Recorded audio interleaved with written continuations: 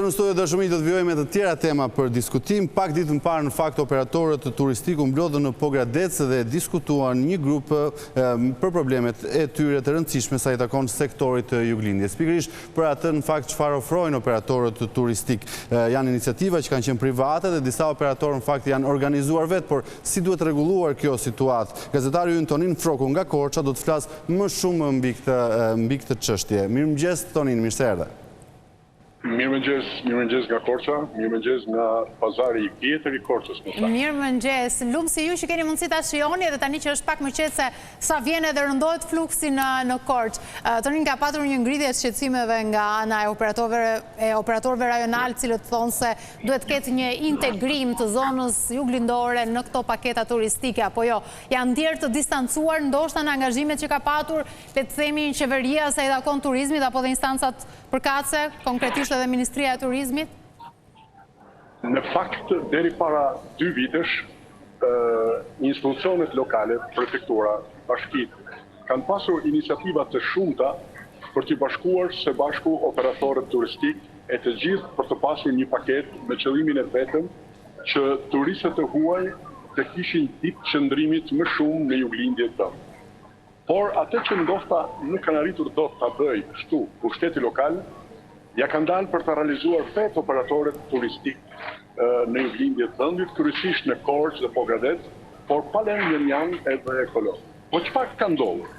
Kanë qenë pikërisht operatorët turistik të Pogradecit, të cilët kanë hyrë në marrëdhënie dypalshe me agjenci turistike greke, e këto të fundit duke qenë të lidhur me agjenci turistike gjermane, kanë arritur në përfundimin se Pogradeci dhe Korça janë partnerë serioz. Unë po përmend vetëm thjesht një operator turistik në Pogradec, të cilit janë dashur 3 vite për të bindur një apo më shumë agjenci turistike greke që të ishin partnerë me operatorët turistik në Pogradec. Dhe qëllimi ka qenë që guida të ishte e larmishme, me qëllim pra ajo që thash në kryeferës, ditët e gjata të qëndrimit në juglindjet tonë. Deri para 2 vitesh, operatorët turistik nga kryeqyteti e shikonin Pogradecin dhe Korçën thjesht 2 ditë dhe 1 natë. Momentanisht ditët e qëndrimit janë më gjata. Janë më gjata sepse vetë operatorët turistik ju afrojnë agjencive turistike dhëntase dhe të huaja nëse shumti, pra një larmi të guidës së tyre. E qartë. Ato akomodo. Më falë që të ndërpres Tonin. Nëse bëjmë një retrospektiv para disa vitesh, ka qenë Korça, kur fillimisht filluan investimet e mëdha edhe nga vëmendja që mori nga ana e qeverisë, nuk gjeje asnjë ditë, nuk gjeje hotel, nuk gjeje restorante bosh, pra kishte një fluks të jashtëzakonshëm, por me ndryshimet e politikave ndroshta kur disa qytete morën vëmendje të caktuar, filloi të shpërndahej edhe ky turizmi i brendshëm. Kur vjen puna tek shqiptarët. A ka një rënje të numrit të turistëve për sa kohë po merren iniciativa të tilla, apo flasim për të njëjtat shifra dhe për riorganizime? Ndoshta edhe për sezon tjetër, pra jo vetëm dimëror. Unë këtu pranë, me lejonin, unë këtu pranë kam një eksperte të turizmit, Eriketa Koçollari, cila do të flasë më shumë, por ajo çfarë unë mund të them, është fakti se edhe vitin e kaluar, edhe këtë vit, 85%, pa thënë më shumë, e turistëve kanë qenë turistë të huaj ato që kanë vizituar Korçën. Është shumë e vërtetë që kemi një rënje të turizmit vendas në juglindjet të vendit, por këtë mund ta kemi edhe në qytete të tjera. Unë po flas për juglindjen e vendit, 85% dhe kjo nuk është pak.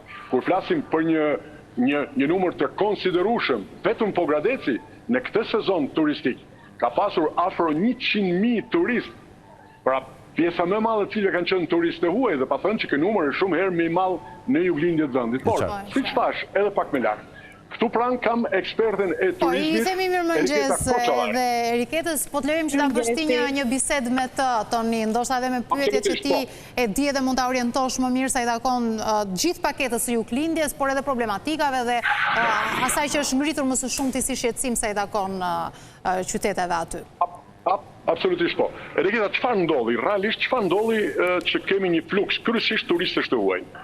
Mund të them që Korça vazhdon trendin e saj dhe kryesisht juglindja për sa i përket rezervimeve. Këtë herë, sipas informacioneve që kam nga operatorë të ndryshëm turistik, rezervimet janë shtrirë dhe për 2026-ën, por me njërisi. nuk kërkohen tashmë një natë rezervim në Korçë, por 2 netë. E veçanta është që kanë filluar që grupet e të huajve të bëjnë akoma më të mëdhaja. Pra nëse vitet e kaluara kemi pas grupe, le të themi, si për të testuar me 12-20 veta, që është një numër... Më falë, ky testim vinte nga agjensitë turistike të huajve? Vinte nga agjensitë, apo le të themi sepse ata nuk mund të shisnin aq sa dëshironin, pra 20-50 vende që është autobusi i madh, kemi pasur grupe të vogla, tashmë kjo kërkesë është dyfishuar dhe në numër të turistëve dhe në qëndrimin e netëve. Do doja të theksoja tek kjo pjesë, duke pasur parasysh bujtina dhe hotelet e Korçës, të cilat janë shumë unike dhe të bukura, por në kapacitetin e tyre mund të kenë nga 8 deri në 12-13 dhoma si pjesë maksimale, duke pas parasysh këto grupe të cilat kanë filluar nga 70-80 persona për 2 netë, besoj se do të ketë nevojë që dhe vetë operatorët të bashkëpunojnë me njëri tjetrin. Pra, këta turistë do të ndahen në grupe të ndryshme dhe besoj se kërkesa do të vazhdojë të jetë në rritje, që sigurisht është, por do të jetë akoma më tepër dhe do të na gjejë, le të themi, të paprigatitur. Do të na duhen akoma më tepër struktura akomoduese dhe një menaxhim shumë i mirë i këtyre që tashmë kemi. Vazhdimisht pushteti lokal ka qenë interesuar që të kishim pikërisht një paketë unike të juglindjes së vendit. Ka qenë vështirë për të bindur operatorët. Çfarë ndolli që ju tashmë jeni bërë pothuajse bashkë? Operatorët kanë qenë shumë entuziastë, më duhet të përmend që ne pardje kemi pasur një panajër tjetër në Kostur një ditor. Kemi qenë të gjithë të ftuar nga Bashkia e Korçës. Atje kemi qenë për të parë pjesën e tregut të kërkesave të reja që janë dhe këto panajire tashmë mund të themi që janë bërë akoma më shumë trend. Jo vetëm në Shqipëri, por në të gjithë rajonin ne kemi stesa bashkëpunimi pothuajse çdo ditë. Panajiret janë të planifikuara jo vetëm brenda Korçës, po ashtu dhe në kryeqytet, dhe gjithë operatorët turistik e kanë më shumë dëshirë pjesëmarrjen. Dhe ajo që mua më vjen mirë është që kur kthehen janë të gjithë të paktën me 2-3 bashkëpunime të reja. Kjo vlen jo vetëm për strukturat akomoduese, por ashtu dhe për agjensitë turistike shqiptare, të cilat krijojnë marrëdhënie me operatorët e huaj për të siguruar pjesën e transportit apo dhe për të sjellë sa më shumë turistë të tjerë. Roli i pushtetit lokal është pikërisht me operatorët turistik, cili ka qenë? Ka qenë shumë i mirë, ka qenë një mbështetje suportuese, por dhe ashtu e rëndësishme ka qenë marrja e opinionit të publikut dhe të aktorëve të ndryshëm të turizmit për të parë se si mund ta zhvillojmë këtë paketë së bashku, sepse nëse duam qëndrueshmëri dhe të jemi larg famës, kjo bëhet me bashkëpunimin e të gjithë aktorëve. Kur thua aktor, ke parasysh operatorët turistik? Operatorët turistik, patjetër që mund t'i ndajmë në struktura akomoduese, tek agjensitë, po ashtu dhe pushtetin lokal siç e përmendëm. Nëse një grup turistësh të huaj kryesisht janë të akomoduar në Korçë, ju çfarë i ofroni këtyre turistëve? Kam parasysh guidën tuaj. E nëse po, cila është? Sigurisht, faleminderit që ma kujtuat, mund të përmend këtu tashmë dhe pjesën e Bashkisë Korçë dhe të Qarkut Korçë, të cilët kanë nisur dhe një trend të ri në bashkëpunim me universitetin, duke shtuar kërkesën për guida, të cilat do të jenë të certifikuara dhe në këtë mënyrë ne nuk do të ngelemi tek, le të themi, vetëm tek akomodimi, tek ushqimi, gjëra që tashmë Korça është on top, por do të ofrojmë dhe guida më cilësore dhe me më tepër ditë. Pra do të kemi një strukturë të ndryshme të guidave për qytetin, do të kemi dhe pjesën e vizitës së muzeumeve, të historisë, pra dhe paketat e guidës tashmë do të ndajnë në varësi të kërkesës së klientit. A është vërtet që një grup i konsiderueshëm turistëve të huaj kanë informacion për juglindjen, madje kanë informacion edhe për vendet historike të Qarkut të Korçës, pas thënë këtu edhe për vendet arkeologjike. Dhe a janë të interesuar për të shkuar pikërisht atje? Pikërisht, është kultura e tyre e cila e bën të lexojnë dhe të vinë shumë të lexuar, shumë herë më të lexuar akoma dhe se vendasit për pyetjet që ata na bëjnë. Mund të kemi këtu parasysh sepse informacionet e tyre janë kaq të bollshme, pasi ata lexojnë versionet e printuara të guidave, i marrin me vete, janë kaq të përgatitur sa dhe guidat duhet të jenë në një nivel po më të lartë se vetë klienti.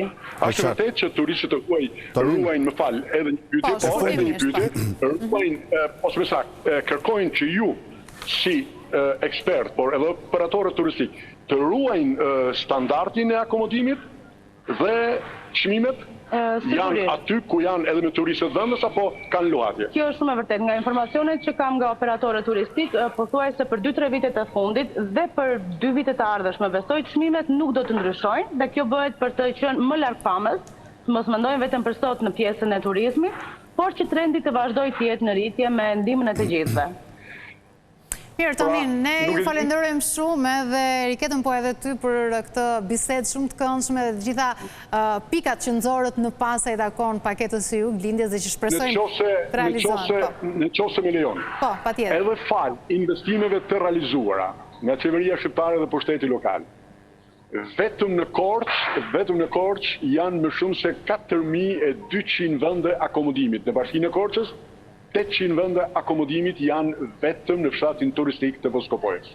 Mirë, kjo është lajmi mirë se në fakt me akomodimin gjithmonë ka patur një lloj skepticizmi se si do të përballojë nga Korça. Kështu që le të shpresojmë që fluksi ka qenë dhe vazhdon të jetë i jashtëzakonshëm. Mirë, ne ju falenderojmë shumë që ishit live në mëngjes, Tonin falenderit shumë për bisedën edhe Riketën që na u bashkua.